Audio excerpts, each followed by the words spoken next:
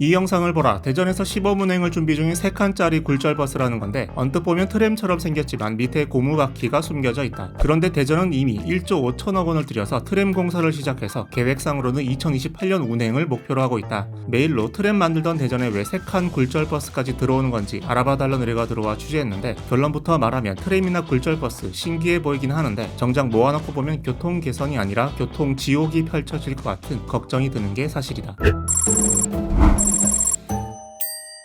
대전은 요즘 대중교통에 지하철이나 버스 대신에 새로운 교통수단을 도입하고 있는데 일단 트램부터 30년 동안 한 해 만에 탈이 많았던 대전 도시철도 2호선이 바로 무가선 배터리 방식의 수소 전기 트램으로 확정되면서 마침내 착공을 시작했고 2028년 운행을 목표로 진행 중이다. 위례나 동탄처럼 처음부터 트램 만드는 구역을 따로 빼놓은 신도시도 아닌데 대전은 어쨌든 지하철보다는 싸다면서 트램을 도입하기로 했는데 대중교통 수송량이 하위권에 속하는 대전이라고 해도 정말 트램이 좋은 건지 모르겠다는 의견들이 많다. 추진하는 입장에서야 승객 운송을 많이 할 수 있는 장점이 있다는 식으로 어필하는 거지만 교통 체증이 심해지는 데다 비용 면에서도 레일 깔고 지상물 다 없애야 하고 트램 유지 보수 비용도 갈수록 불어날 게 뻔하기 때문. 작년에 곧 개통할 것 같았던 위례 트램도 교통 체계 개편 논의하느라 시간이 늦어지는 마당에 대전 트램이 2028년 개통한다는 약속을 얼마나 믿어야 할지는 감이 잘 안 온다. 암튼 이런 상황에서 트램과 굴절버스가 묘하게 결합된 것 같은 이 3칸짜리 굴절버스까지 시범 도입되는 건데 공식 명칭은 TRT로 무게도 급행 차량, 무게도 무가선 고무 타이어 트램 정도로 번역될 것 같다. 얘기를 들어보니까 이제 도시철도 2호선은 트램으로 결론 났으니까 앞으로 도시철도 3호선과 4호선 쭉 건설될 때 요 3칸짜리 굴절버스로 대체할 수 있을지를 보는 거라고 한다.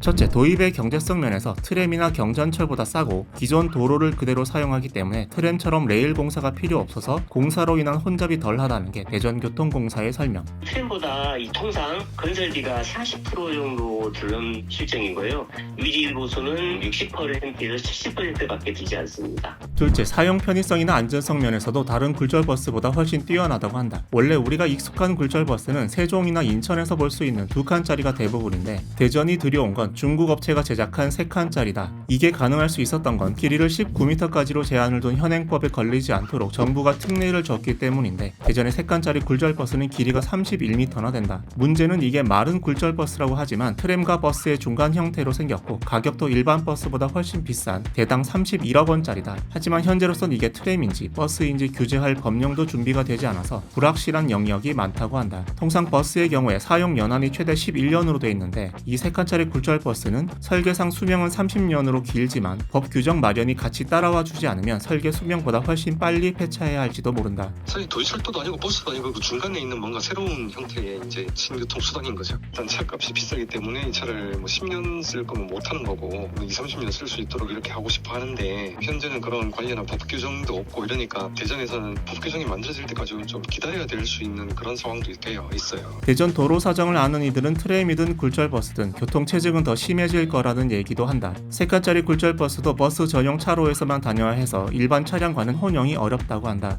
대전 시민들은 트램으로 결정을 했거든요. 당연히 기존 차로 2개에서 3개 차로 잠식되면 차들은 불편하죠. 근데 이건 대중교통이거든요. 노약자라든지 좀 시민들이 편하게 타고 이렇게 편리하게끔 이용할 수 있는 게 트램이기 때문에 그걸 기존 자동차 이용하는 사람하고 비교해서 얘기하기는 어려움이 있는 것 같아요. 3칸짜리 굴절버스는 중국 회사 차량을 수입한 건데 그러다 보니까 관련 부품도 중국 제조사의 제품을 사용할 수밖에 없다. 특히 큰 고장이 나면 중국에서 전문 기술자들이 와서 수리를 해줘야 하다 보니까 시간이 오래 걸릴 수 있다고 한다. 계속해서 난관이 생길 것 같은데 잘 이겨낼 수 있을까? 당신도 취재를 의뢰하고 싶다면 댓글로 의뢰하시라. 지금은 승선 근무 예비역에 대해 알아봐 달라는 의뢰가 들어와 취재 중이다. 구독하고 알림 설정하면 조만간 취재 결과가 올라올 거다.